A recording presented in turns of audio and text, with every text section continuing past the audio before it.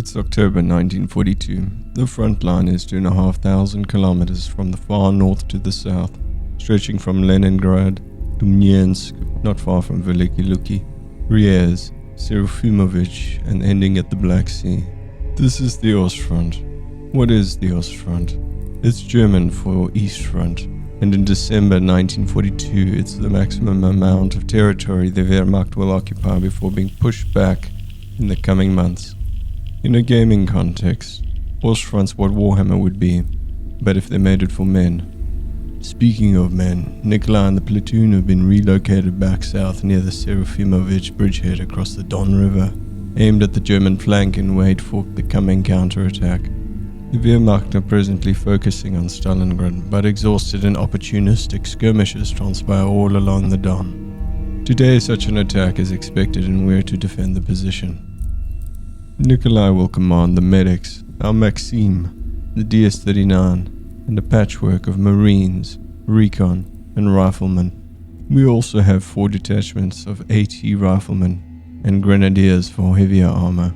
The grenadiers come with RPG-40 anti-tank grenades, which are important for frontal armor of the KP-3. The RPG-40 anti-tank grenade is a shaped charge fired from a blank cartridge from a standard Mosin Nagant rifle.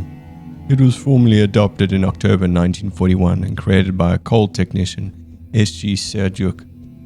Pictured here, because I could not find a picture of him.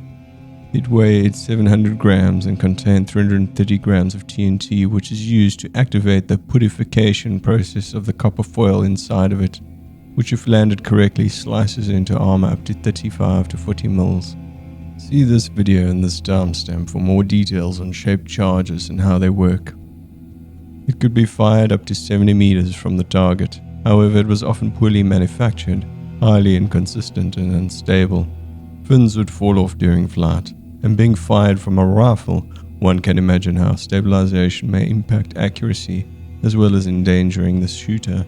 This shit grenade served as a stopgap for more suitable weapons to come along. However, in Ostfront it's viable and a useful weapon, so don't sleep on it early game. Soldiers were afraid of firing it. Production was stopped in late 1942 owing to its failings and was overlooked in favor of the RPG-40, RPG-43 grenades and the PTRS and PTRD anti-tank rifles.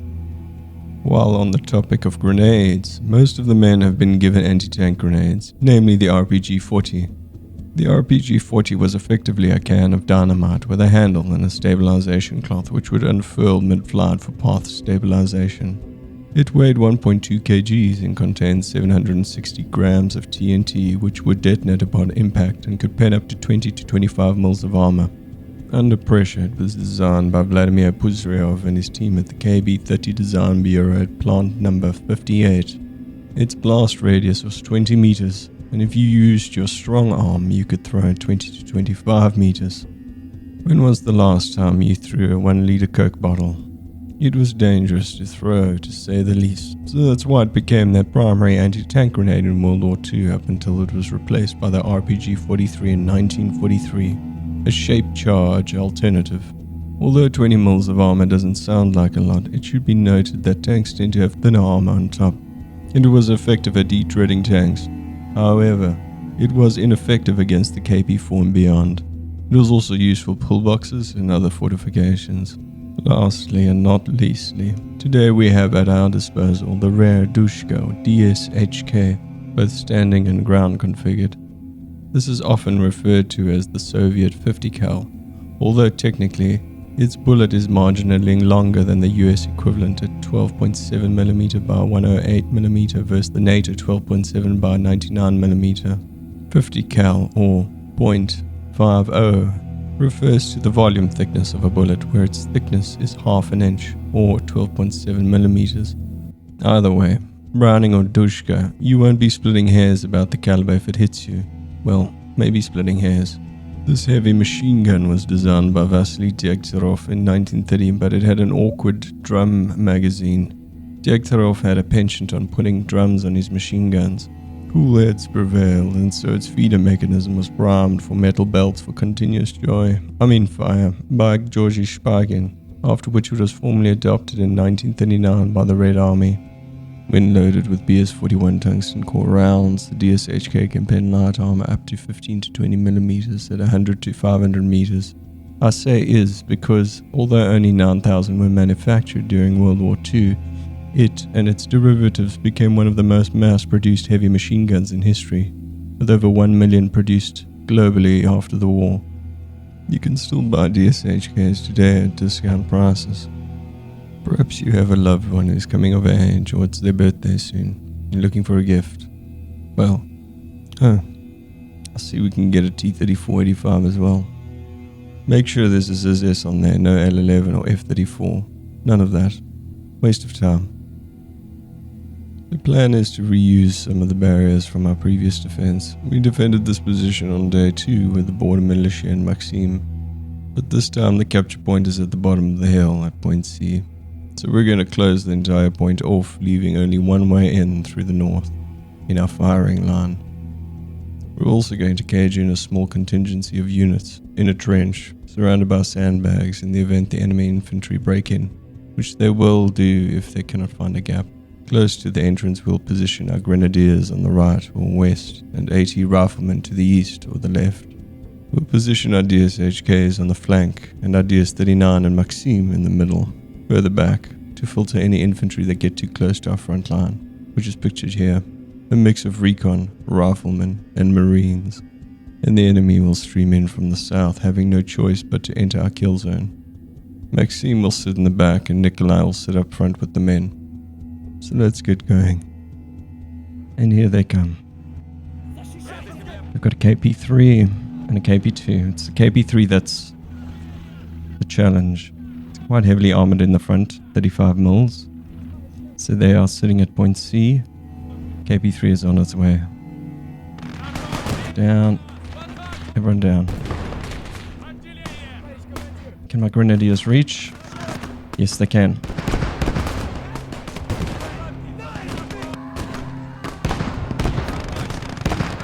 Okay, my grenadiers are having a go at them. There we go. The tank is out. Everyone up. Here comes a KP2, which is...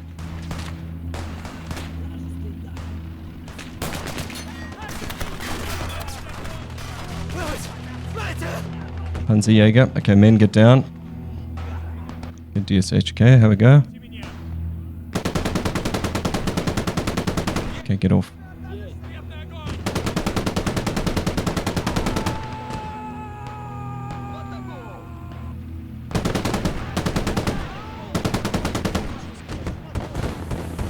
Get off. Off. Get down. Let's get the back lines up.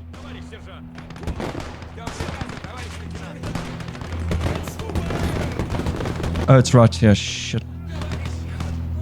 Get down. There we go. Got it. Okay, everyone up. Okay, the medics. Panzerjäger. Let's get out. Anti-tank up.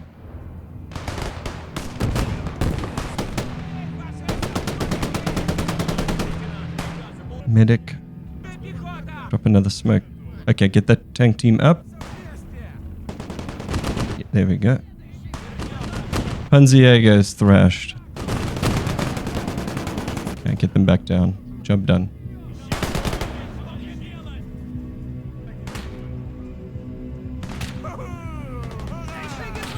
Oh, we've gotten flanked.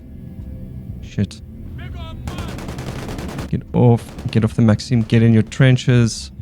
Everyone get down. Everyone get down. No. Down, guys.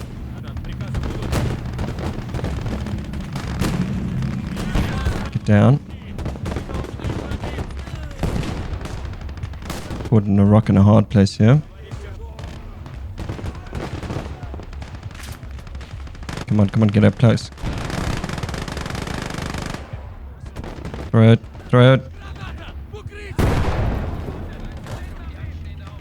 Run. You two asshole. Okay, that solves that problem. Everyone up. We got a tank on the go. We need that medic. There we go. Nice. That's one down. Okay, they're too far away. I'm gonna have to wait for them to come in closer. So once the KP2 gets bored, it will come in. There's MG42 there. Okay, I'm gonna get Nikolai up and just have him check out what's happening in the fog of war. AA gun and a KP2 right here.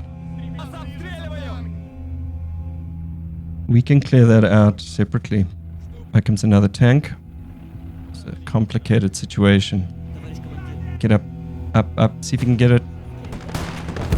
Ah, oh, jeez. No. It's just too dangerous. Need to get this guy. He's still got tank grenades.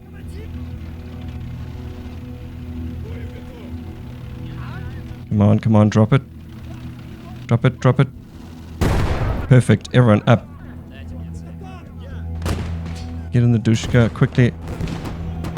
Oh shit. I'm gonna get wiped out.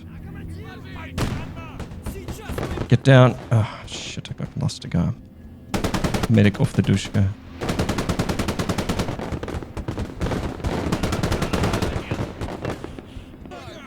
Got a bit of a situation. Has anyone got smoke? I think it's safe for everyone to get up. And not you, medic. That was a mistake. Yeah.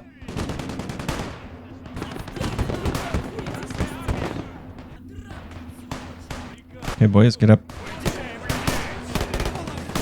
Good work. Okay, I'm gonna try to get rid of that. I need two guys. Yeah. Turn their fire mode off. We need to get in close and take out that KP2. We'll hide behind the Panzerjäger and hope this all works. I don't think they're going to bring in any more armor, so this is going to be pretty safe. While we're making a column, let's get a third guy in there. The Marines have got anti-tank grenades on them. Oh, this might not work out. Yeah. Okay, Panzer. KP2 taken out.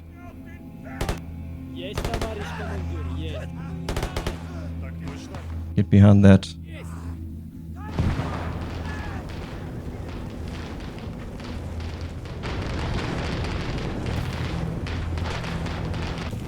Good work, man. Alright. It's just placements. So, I'm gonna get my men up.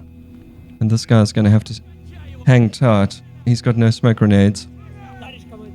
He's got smoke grenades though. I think we can make something happen here. And turn his fire mode off.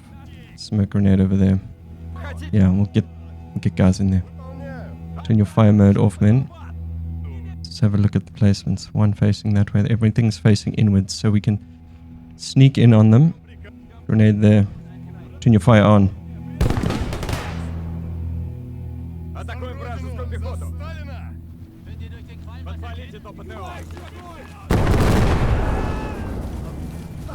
Yeah, you're done. You're done here. Let's go.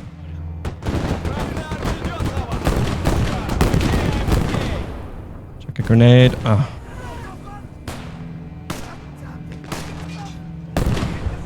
Got one Marine left. Let's get him in cover.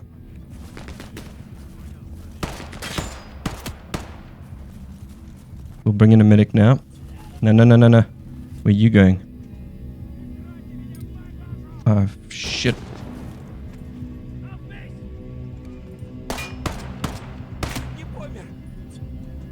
Okay. You sit guard here. We need a medic. Oh, no, not you, medic. Oh, shh. Of all the medics I select the one jam-packed in the middle of the position. Okay. Thank you. Come on, save these Marines.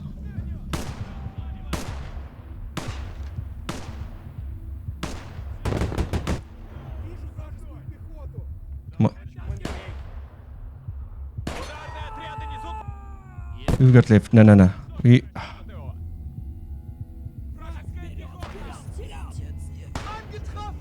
And we lost that medic. Great. And we can get in there. What other trash have they got lurking? I'm gonna drop a grenade on that guy's head. Yeah. To hell with you. Piece of shit. Got him. Okay. Okay, the round is done. I have no doubt there's more crap lurking in the fog of war, and I'll need to clear it. So I'm going to go ahead and do that. Salvage, clean up, count our losses, and collect weapons, and rearm everyone.